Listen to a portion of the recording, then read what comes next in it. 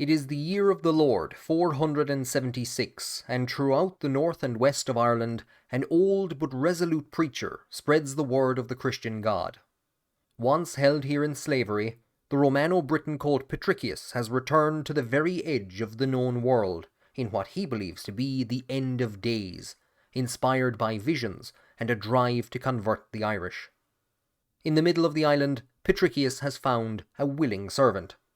Though his brothers have refused to convert to this new Christian religion, Conall, King of Uisneach, has granted Patricius land on which to build a church. For this, Patricius has baptized him and declared that his descendants will rule as the rightful kings of Ireland. Welcome, my friends, this is Maniacal Incorporated, and today we are going back to the Fallen Eagle mod for the first time in a long time, to take a look at some changes to the game that have occurred with the release of some recent DLC and some updates. It's the year 476, so it's entirely likely that St. Patrick is wandering about the place. Now, he's not actually in the game, and I have a feeling that the devs are going with the earlier date of death for St. Patrick. There are two dates given, 463 and 493. So the earlier date would be arriving in Ireland in 432 and dying in 463. That creates some problems when compared to the dates of death of his followers. So most historians actually go with arriving in 460 and passing away in 493. So he's about a decade and a half into his mission to convert the Irish. And if we look at the Fates screen, or the overlay, we can see that he's had a bit of success. Pretty much the entire island is Gaelic pagan.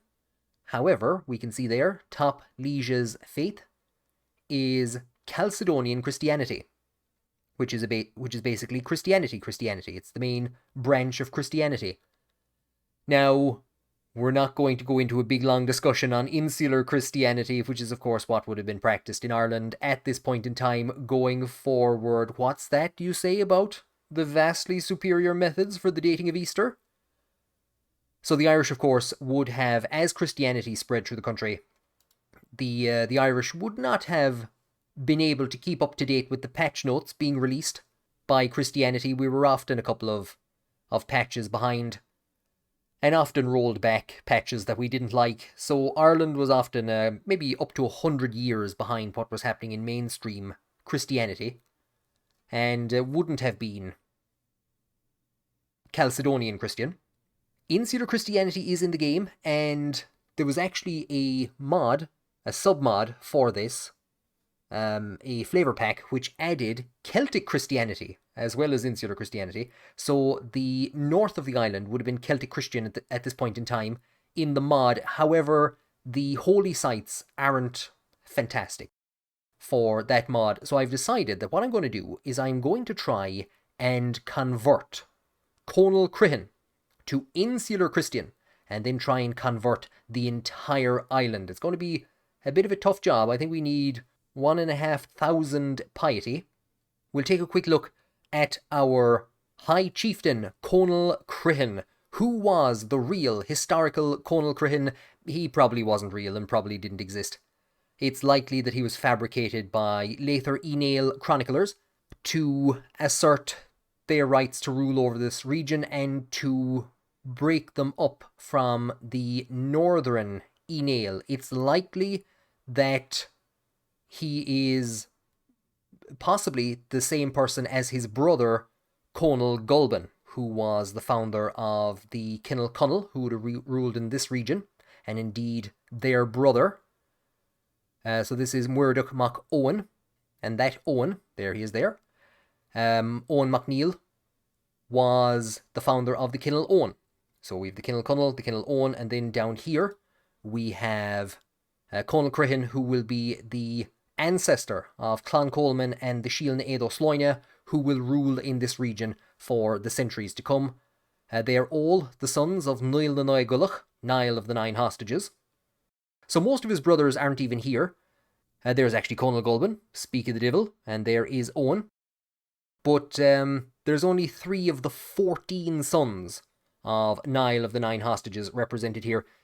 In the bit of an intro that I did, I mentioned that St. Patrick believed we were living through the end of days. Rome had been sacked in 410. Patrick was convinced that the end of the world was at hand. So why would he come down here, baptize this guy, and tell him that he was going to be the ancestor of the High Kings of Ireland? Well, again, this is most likely propaganda and a fabrication by later Inale chroniclers to justify the family's rights to rule as the High Kings of Ireland. So that's what we're going to do today. We're going to make all that propaganda come true.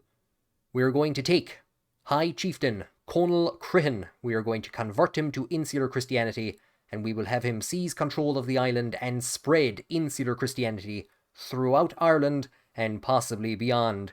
He's not the best and he's not the worst for the task. He is brave, he is temperate, and he is content, not great.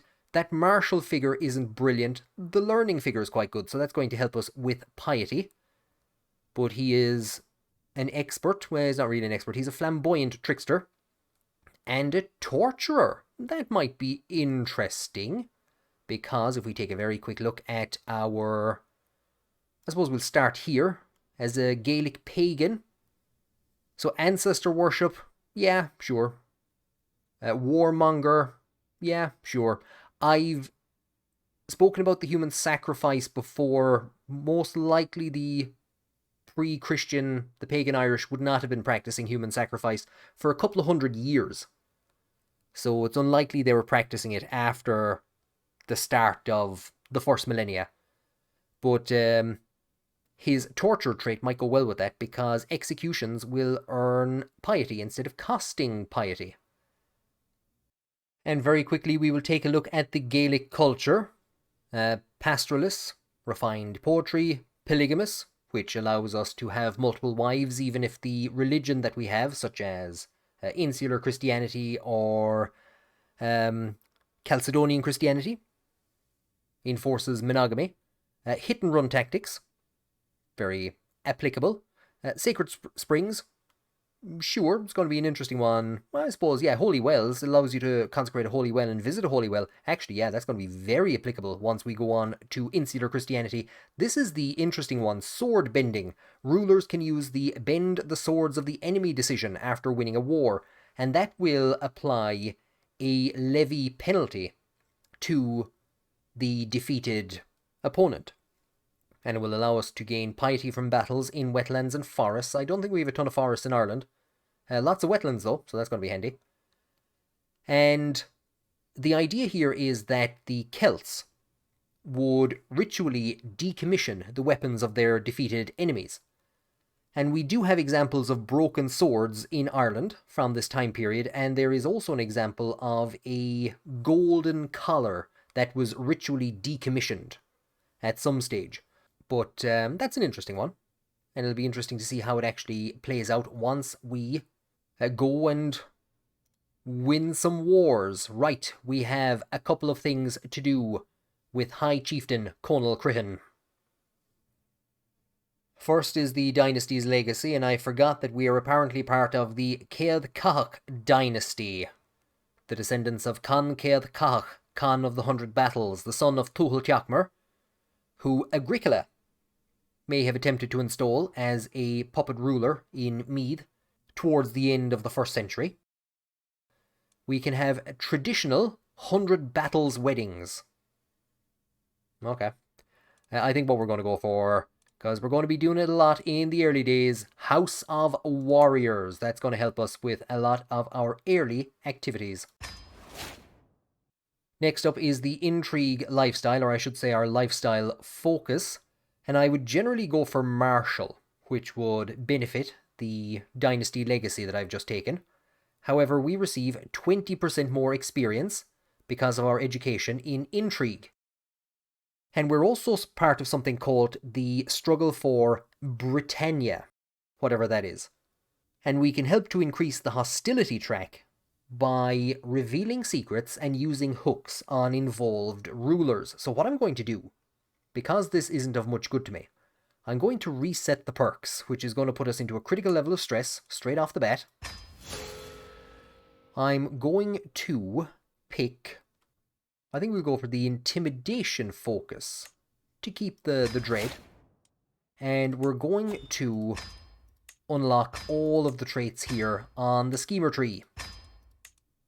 And with that done, I have also taken the Dark Insights, just in case we do find somebody to torture. Taken Dark Insights from Torture. I wonder if I could have actually reset these perks before selecting this focus, and then we could have switched to Martial. Well, it's too late now. Let's see if I can prevent myself from having a mental breakdown. Now, this is my first time seeing the new activities menu, and the only thing that we can actually do is organize a hunt. So hopefully this will knock down some stress. Now we begin the process of planning a hunt. Choose a quarry from a variety of local animals. And I have also appointed my son as our master of the hunt. So, a hunt or falconry? We'll go for a hunt. And we get to pick the destinations that we're going to go to. So we have Uisneach. We'd want to go to Uisneach itself. So we're ruling from Tara. There is Uisneach. Conall would have been the ruler of the western part of Meath. And Clan Coleman will hold power in the western part. This is Meath. The eastern part would have been called Bray or Brea, which is what you see the area being called. And we'll head for Uisneach anyway. We have our travel options. And after looking around for a while, I think I have everything sorted out. I have appointed a caravan master who's going to help to speed up the rate at which the army marches in general, but also the rate at which this activity occurs. I've hired a forder who's going to decrease the chance of danger in wetlands, because Uisneach is a wetland. I'm leaving the intent as recreation because that's what I want. I want some recreation to try and turn that frown upside down, but we do have the chances to try and slay beasts, to murder, to seduce, or to befriend. And then we have the ability to increase or decrease the attendance, and increase or decrease the party size.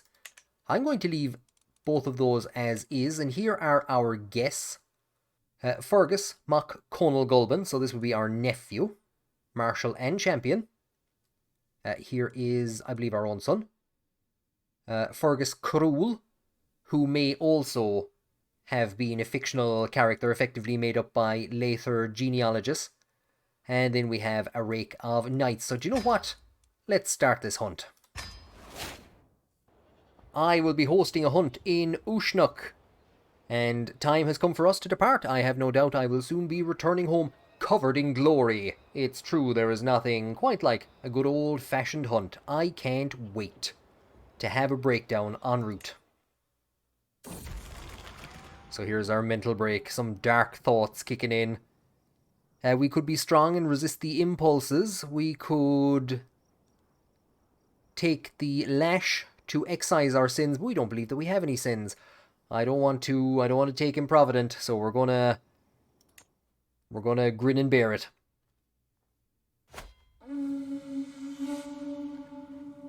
So here we make camp as part of our hunt as we await the arrival of the rest of the guests. My servants can get started on the preparations. The gamekeepers check the wetlands each day for signs of quarry, looking out in the bog to see is there anything out there, while establishing a camp closer to the hunting grounds.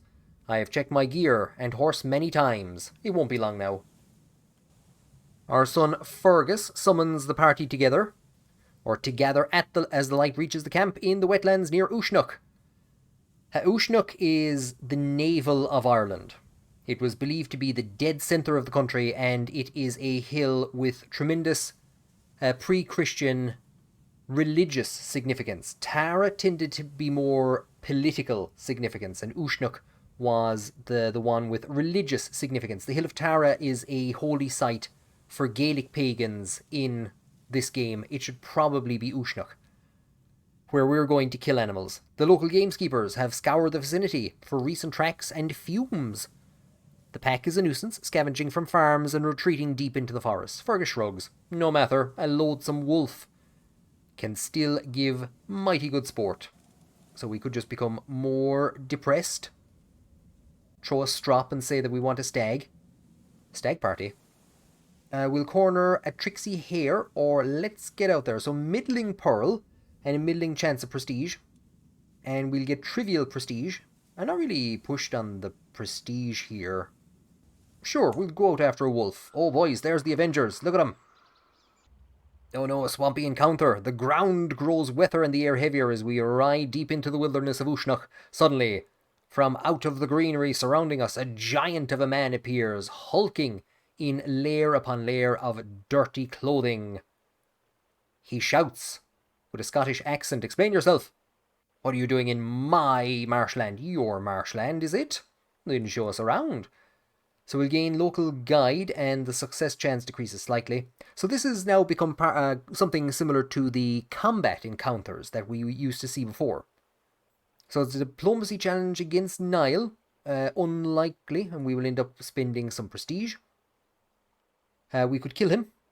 Or out of my way, foul rube. That's Irish. That's legitimate Irish. Disrespected, popular opinion goes down. Sure, do you know what? Yeah. Get a local guide for 15 years.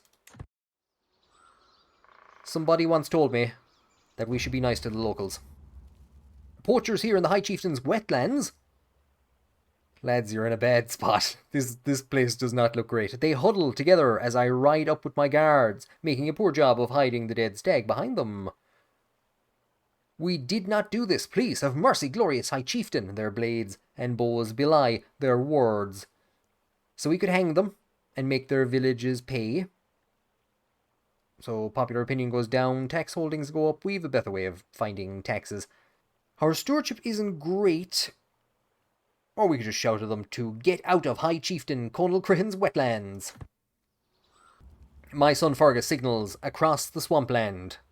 The whole wolf pack crouches in a hollow not far off. The beasts bolt up on our approach, howling the alarm as they retreat into the dancing reeds, fangs snarling.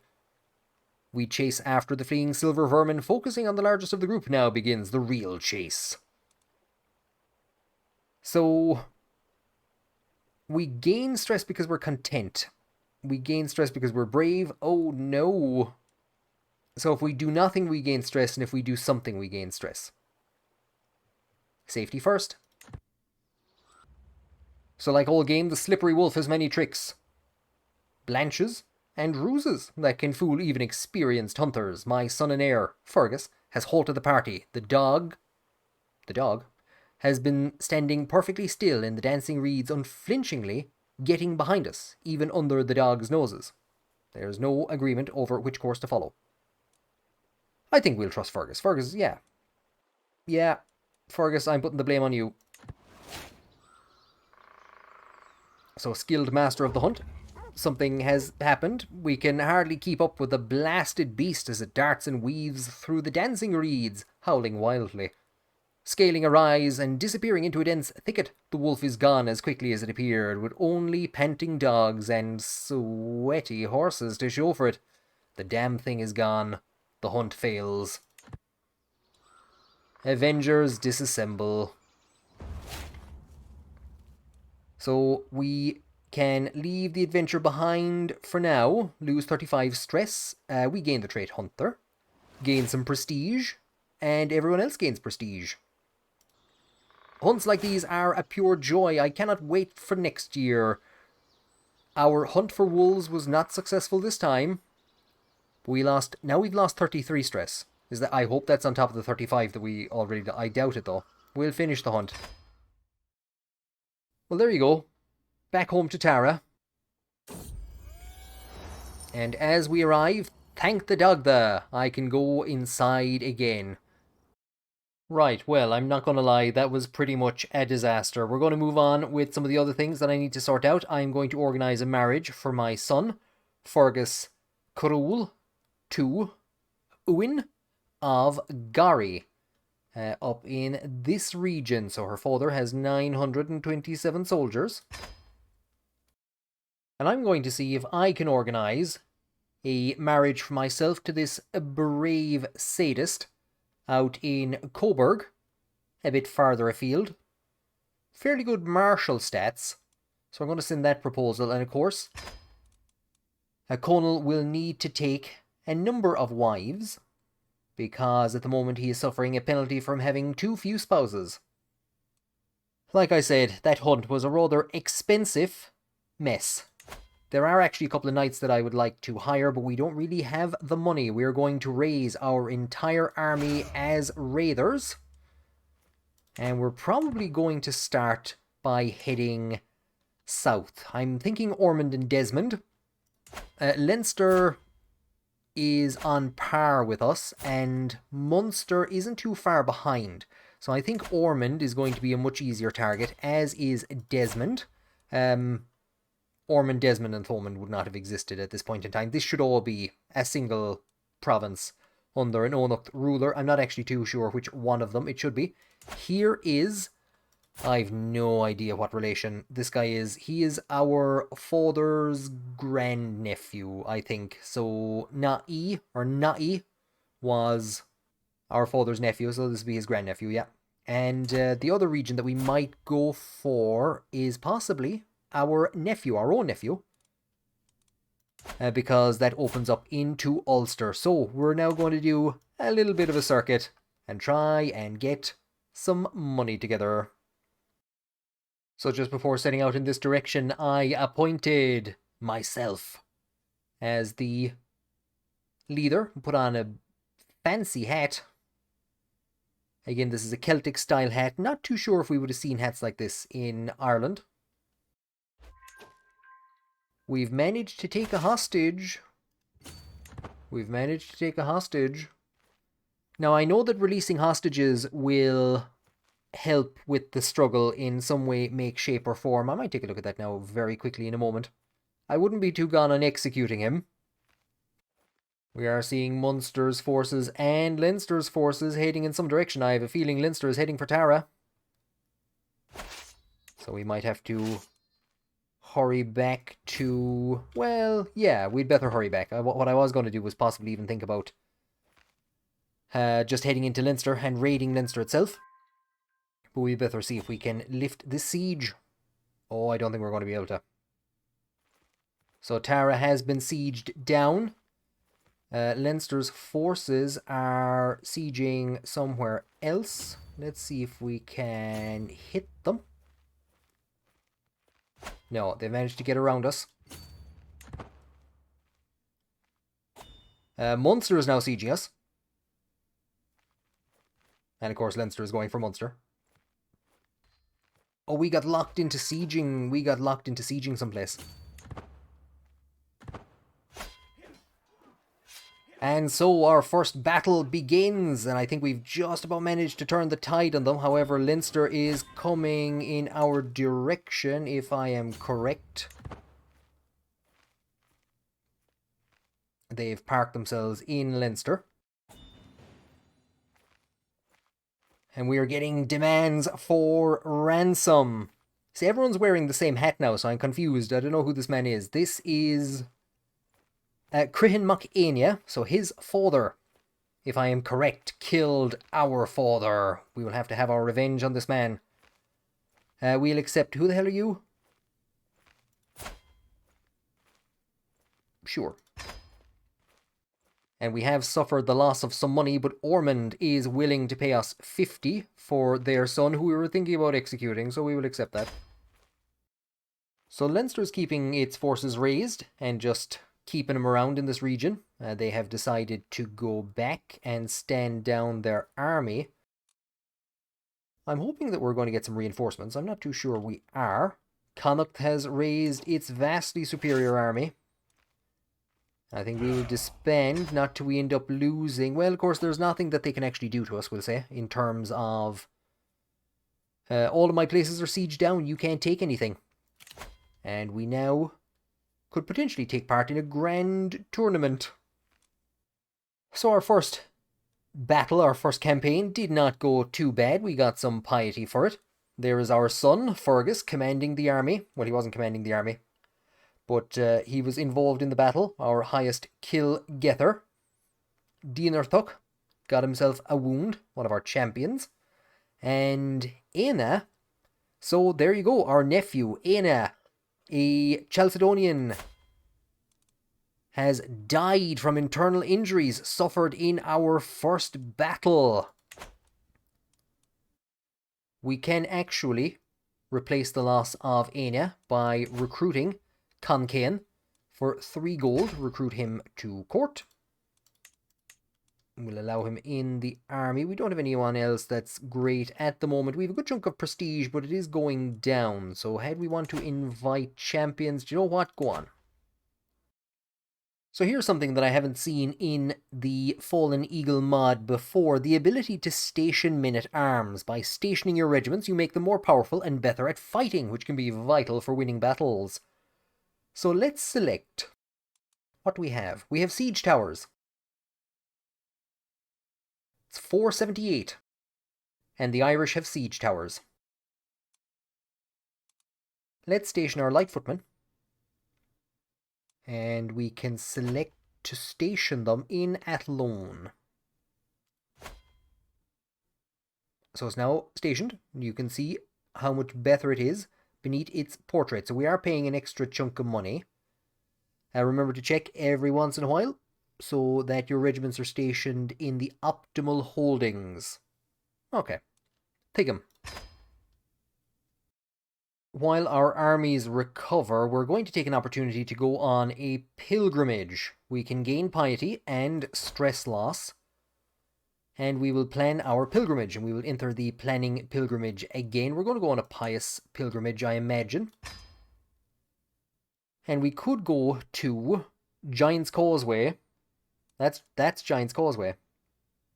Will it tell us that it's Giant's Causeway? No. Can we go to... We can't go to the Hill of Tara. So it's, yeah, do you know what? Let's go to Giant's Causeway. So we're going through a lot of hills. We're going through a lot of hills, so we might instead... we had a forther there. Do we have a hiller? A mountaineer. We're going to have to hire a mountaineer for our travels. And we're going for reflection. Increase in popular opinion and piety. Opportunities to relieve stress. Oh no. That stress gain could cause us some problems. I think we will confirm. We'll just go for reflection, and we will again keep everything at maybe the base level. We're going through a lot of plains, aren't we? I don't think there's anything that will help us with plains. Mercenary guards to travel faster. And a cultural ambassador to try and talk to them Scots. I think at the moment we are A-okay. So we're going to be passing by Ardvaca. We're going to be passing by Downpatrick, which is named for St. Patrick. So we might very well see the man himself. So we are preparing for our journey to the Inner Hebrides to see Giant's Causeway. As we travel through the bizarre and foreign world of Louth, one of my champions, one of the very few champions that I have, has fallen in love. We could allow him to join the court that he is going through, or we could say that we have enough room in our court to welcome both of you. So Etain is going to come with us, and Muirduk, whose court she is currently a member of, he's going to be unhappy. Just outside Bangor, we find a Gaelic shrine. The wife isn't too impressed. Whereas one of our courtiers, our shaman... Druidism is actually a separate religion in this game. So... I don't know. Anyway, our shaman has decided to pray at the shrine. The wife isn't too impressed. We could steal all the money. We gain 5 gold. What we're going to do instead is contribute 5 and gain some piety. Boys, oh boys, Giant's Causeway is looking well. As the bard offers me blessings, I reflect on everything that had to happen for the Tuatha Danann to bring me here at this moment in time. Oh, the Tuatha Danann. So we gain the trait Pilgrim, lose 13 stress. That's, yeah, okay, sure. And all members of the, all Entourage members gain the trait Pilgrim. That's kind of cool. I imagine he was a total bore this whole way. You can see it in his face. The echoes of my own footsteps are the only sound in the sacred grove. I am alone. Or the last thing I remember from... oh no, I am alone. The last thing I remember from the outside world is the face of those beggars near the gates and the blue, blue sky, so distant now. So we could lose 38 stress, or we could gain some piety and lose stress. So gain architectural interest. We have no idea what architecture is. The lads down in Munster, they're building things out of stone. In Cashel, they're mad. Big, round timber houses. That will do me perfectly fine. Thank you very much. We won't be having any of those notions that them lads in Munster are having. 50 piety and 38 stress. So we led communal prayer. Did we gain more piety? As we wander around the stalls in the what is that word? That word enters the Irish language in the year 1000. The first time the Irish see a market is when Brian Boru and Moel Shocknail Mac Donal raid Dublin. Basically on the 1st of the 1st, 1000. And they see the Margad, the market. So, but we're seeing him now about 600 years early. Avoiding as many local foods as I can. Ugh. Won't be having any of that stuff from up here. We could buy a relic. We could buy a true relic. Gain 100 and pay 10. And we would become the owner of the statue of St. Bridget. So we're not going to have St. Bridget for another 100 or so years, but maybe this is where we begin our interest with this strange Christian religion. Maybe we've seen aspects of it as we've travelled up in this direction, and here is a saint from this strange Christian religion, plus gives us extra piety. Yeah, we'll just pay him the 10 quid.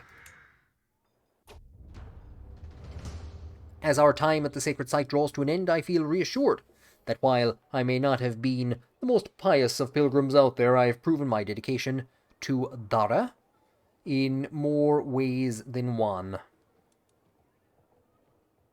Another 300 piety. So that comes to an end. We've gained 100 experience, or 100 piety, and we've gained another 100 piety. And we became the owner of the statue of St. Bridget, which we don't have anywhere to put at the moment. We have the activity log showing all of the various different things that happened on the pilgrimage and how we interacted with various different people. Relic acquired, organized religious procession. So this includes the kind of the random events that were popping up in the corners. So set out from Tara on the 26th of September, 478. There's a good chance it's going to be about close to a year before we get back home.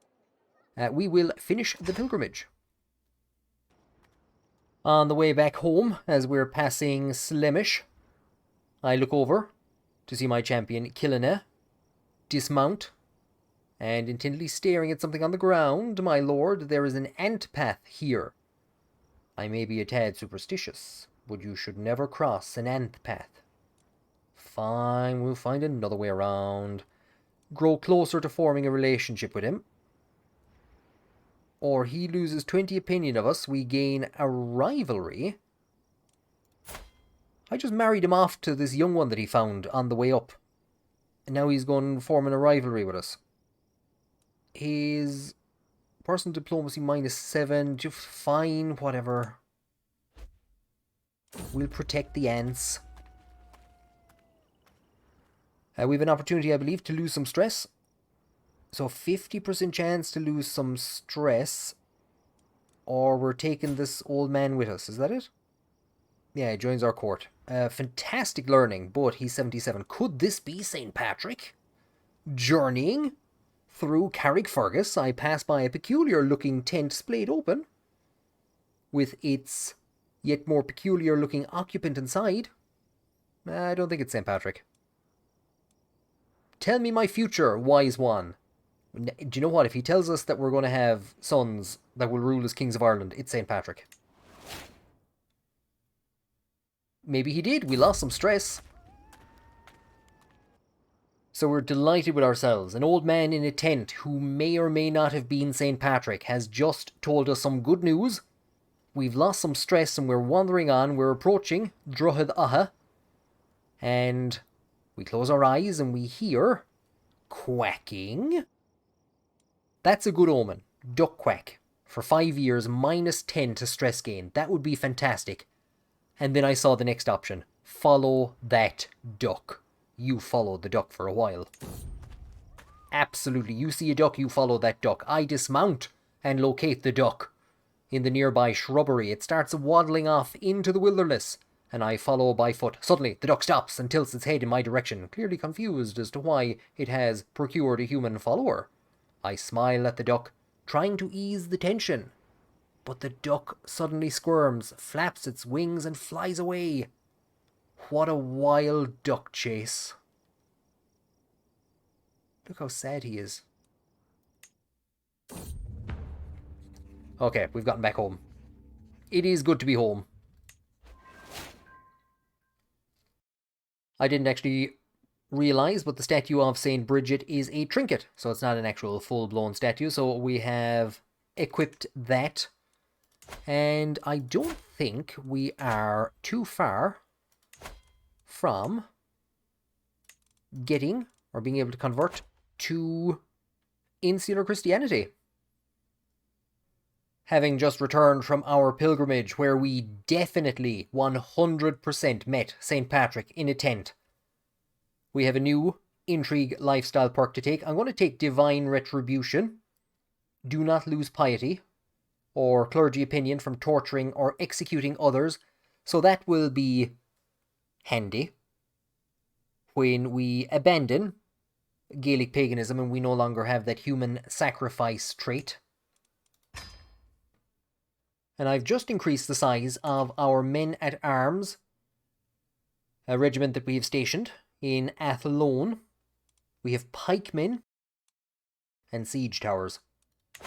So what we're going to do, now that they have trained up to the top level or recruited up to the top level, I'm going to go back to this screen and raise all as raiders.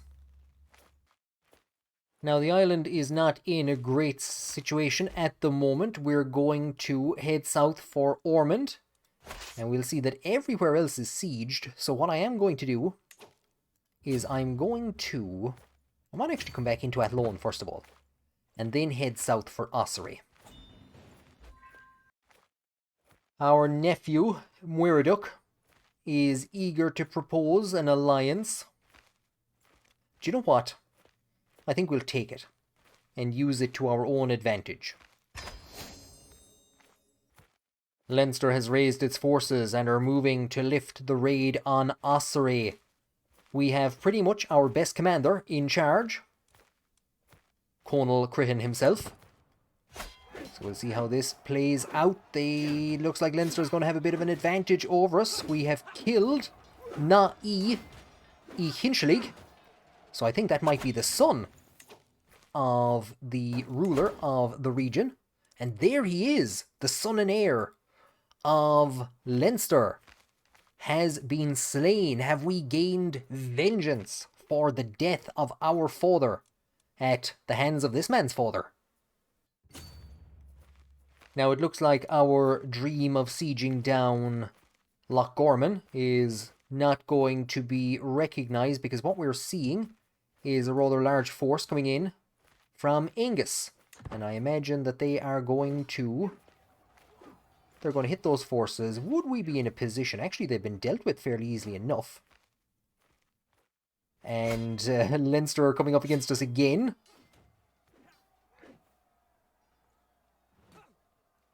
Bye, Angus. Leinster are coming up against us again. Killina has been slain. So Killina, of course, was our knight who joined us on that pilgrimage and who ended up falling in love with a young one. We brought her home with us, married her to him, and he's after dying in battle. Damn you, Leinster. we're going to bring our forces back into Meath for a couple of moments to see if we can... I have no idea what's going on here. If we can get some forces together. Then again, Leinster are going to be doing the same thing. It's entirely possible we'll just stand down the armies. What is our nephew after doing now? Join the Connacht clash against the High King of Ulla as a defender. So Connacht has decided that it wants to try and seize control of the Inale lands in Ulster. We will have to accept. What bad timing. So all we can kind of do for the moment is just stand back and try and recover some numbers. I have no idea where our brother or our nephew is going. Well, I kind of know. He's going to try and take Mayo, which probably isn't the best decision. It's going to be fairly tough to actually to do anything here. They are blasting through Alloch fairly quickly enough. So Connacht is moving on Oriel. I think our nephew will succeed in sieging down Crochan.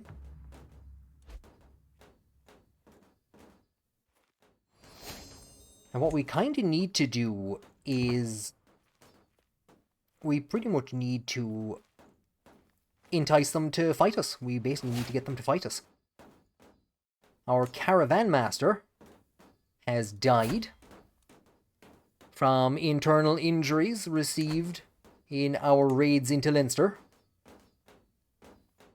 We're going to see Connacht finish the siege of Oriel first.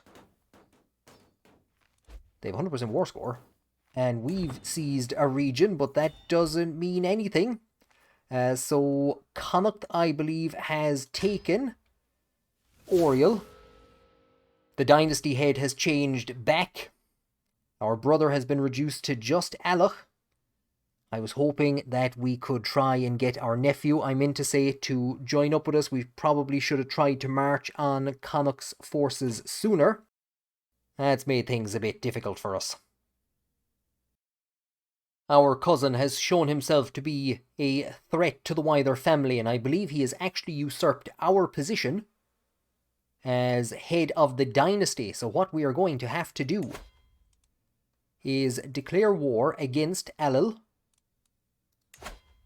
for our claims to the High Chiefdom of Connacht, which would have been held by our grandfather, Ucca, who I actually played as in a previous playthrough.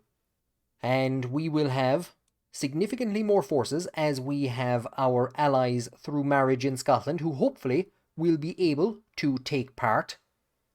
We also have our brother's army, which isn't in the best of conditions at the moment. Or not our brother, I keep saying our brother. Our nephew, who has just lost Oriel. But we are going to declare war to create an empire of sorts across the Escoriada.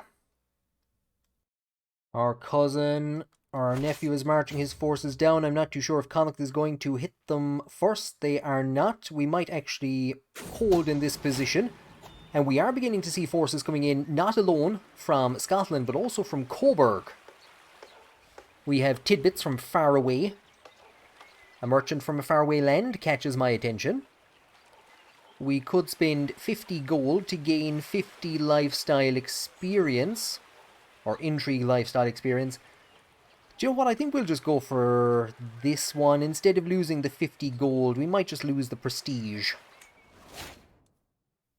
And as Scotland's army marches in this direction, we will yet again change the commander to be ourselves, and we will march.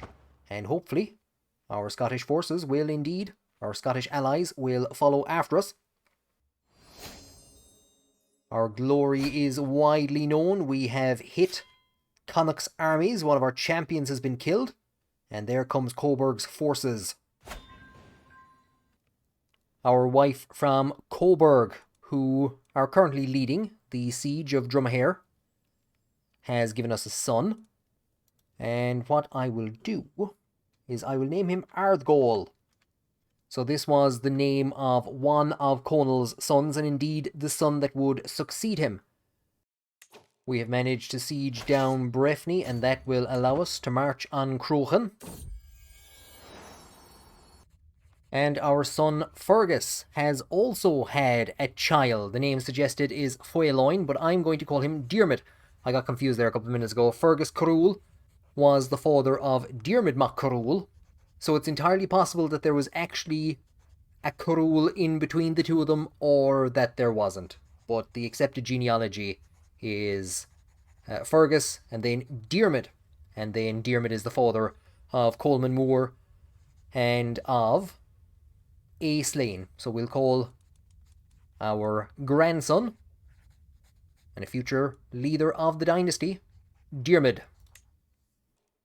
So it looks like Connacht is trying to, oh, it's just missed, trying to hit our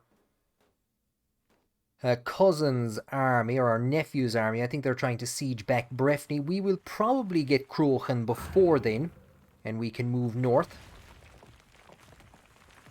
So there's some raiders. Leinster raiders are causing trouble again.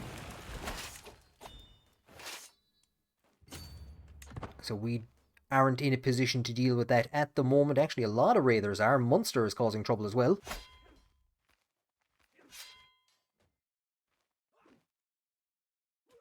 And there is a victory. Now, I wonder, would we, before this becomes dealt with, would we be able to bring our forces? Will they follow me? Well, they won't actually take part in the battle, but we might be able to hit Munster's forces.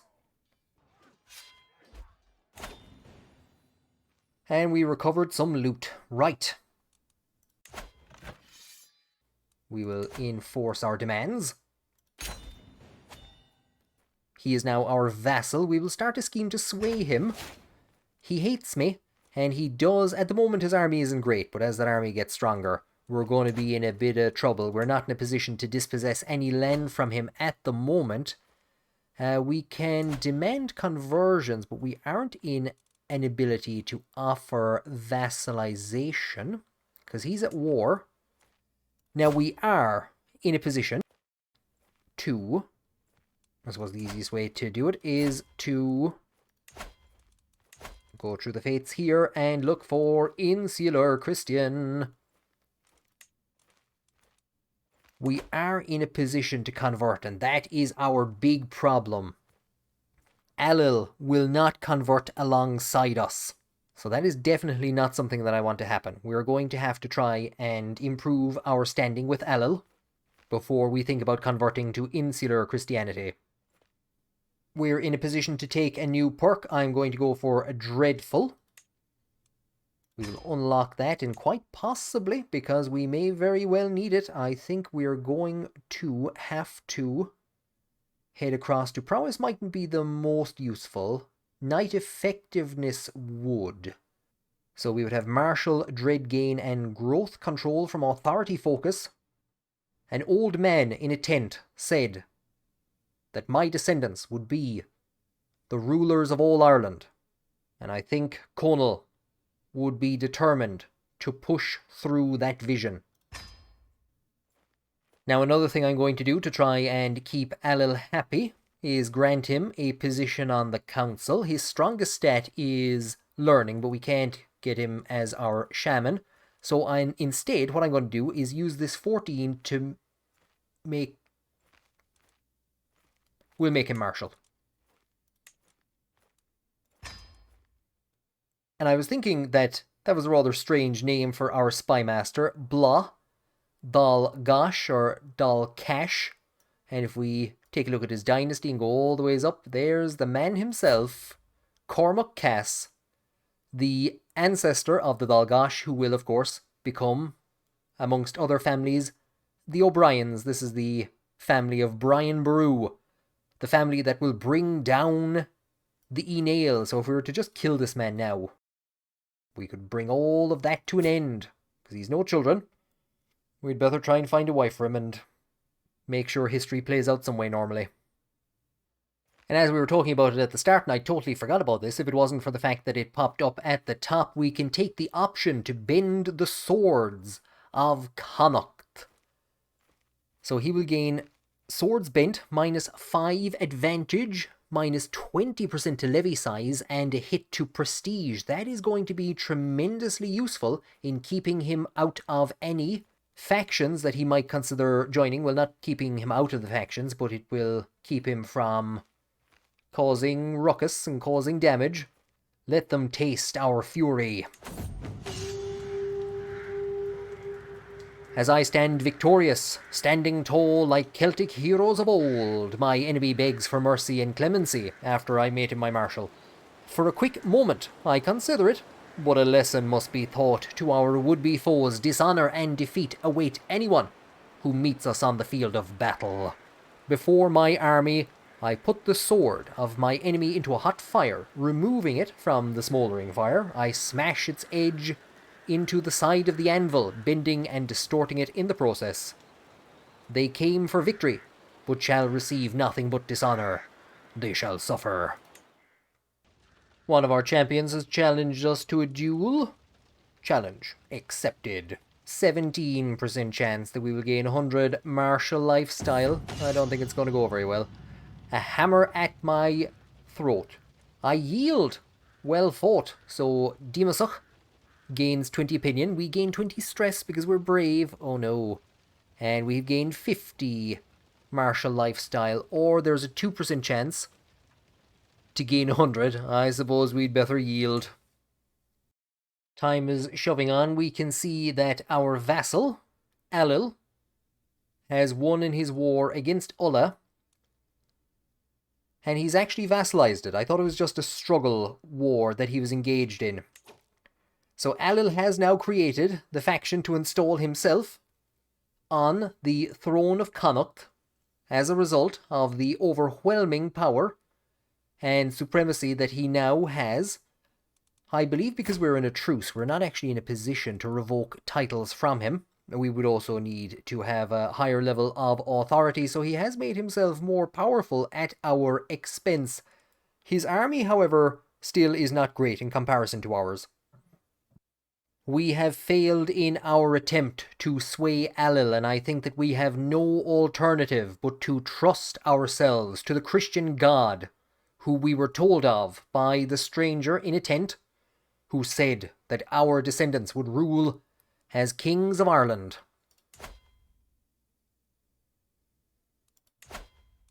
We will go to the other fates. We will go to Insularism. And we will convert. And it is very close. But Alil will not convert alongside us. My decision to convert to Insularism, that's an interesting garb. I arranged for a prior to come to my court and conduct the rites. Patrick himself? With the fate of my immortal soul in question, I can only pray that I have made the right decision. Metaphysica aside, my most immediate concern is temporal. With most of my vassals following a different faith, will I be able to keep my realm united against internal rebellions and foreign opportunists alike? Glory to God, or at least I have Lannon to guide me. So we would gain Lannon Mach Guilefoilon 24 in terms of learning. Absolutely. At least we have Lannon to guide me. And so in the name of the blessed Saint Patrick, the first outpost of Insular Christianity has been founded. We'll take a quick look at the religion monasticism. Insular Christians were mad for the old monasticism. I've spoken about all of this before in the past in previous videos. Vows of poverty, not too sure how appropriate it is. I'm not delighted with this rite tenet either. Mandeds, Tip Volume 2 mod, has done a very good job of representing Insular Christianity. If we actually check the description, a rural church that drifted away from Roman Catholic Orthodoxy some centuries ago. This religion has been in the country potentially for 25 years. But apparently it drifted away from Rome some centuries ago. So this is just the same description as the base game. It's lost its once distinctive features at the insistence of its mother church. It yet retains a greater emphasis on penance and monasticism and incorporates many traditional Celtic marriage customs foreign to the wider Christendom. So it incorporates many traditional Celtic marriage customs. Let's check what those are. Monogamous marriage must be approved divorce. Okay, that doesn't sound all that strange from monogamous must be approved. Are you sure? Are you sure it incorporates different marriage customs? Of course, the culture allows us to be polygamous. Divorce at will was pretty much... I would say divorce at will is more important than polygamy. Because there's a kind of a debate as to whether the Irish practiced polygamy or not, but they definitely practiced divorce at will. Marriages were broken up, and even after, we'll say, the Norman invasions, divorce at will was practiced for quite a period of time to rapidly restructure alliances. And the others that we have then, clerical marriage allowed, so that is accurate. Clerical gender, male only, that's accurate. Clerical appointment should be temporal for life, so very common for rulers to appoint local bishops and local abbots, especially from amongst their own family. So temporal for life would be much more suitable here. But we have converted to the insular faith. We have a very high degree of fervour because there is nobody else involved. Now, speaking of bishops, our Bishop Conall, who we could organise a marriage for, the first thing that I'm going to have him do, I have sent him to convert the faith in Oriel, so that we may bring the Church of Ardvacha under the control of Insular Christianity. And actually, let's see what that provides for us. So, learning level per devotion plus 1 monthly piety plus 5%. And the other one then we would have is Iona, county conversion speed in British Isles plus 30%. I presume that applies to Ireland as well. So, in the British Isles and Ireland, plus 30%. And then, of course, we have Canterbury, Rome, and Jerusalem. Highly unlikely that we're going to be getting to those regions. So, possibly trying to convert Iona first might be the best idea. We'll try and get Armagh, then we'll try and get Iona. And now that the first foothold of Insular Christianity has been established on the island, of course, the most important thing is that we can now begin the vastly superior Irish method for the calculation of Easter.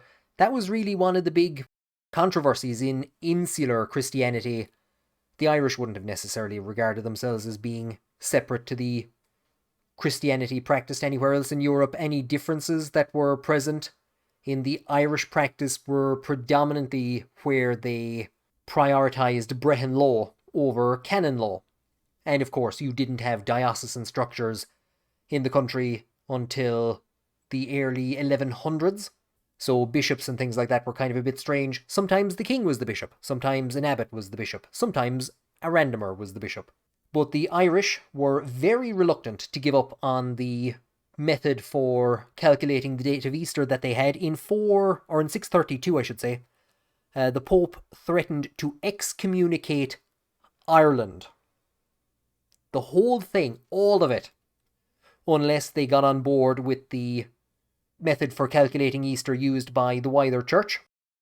And the southern churches, so that'd be predominantly Munster and Leinster, they sent an envoy, or basically a group, an expedition to Rome, and when they came back they advised, yeah, we'd better adopt the Roman method for calculating Easter.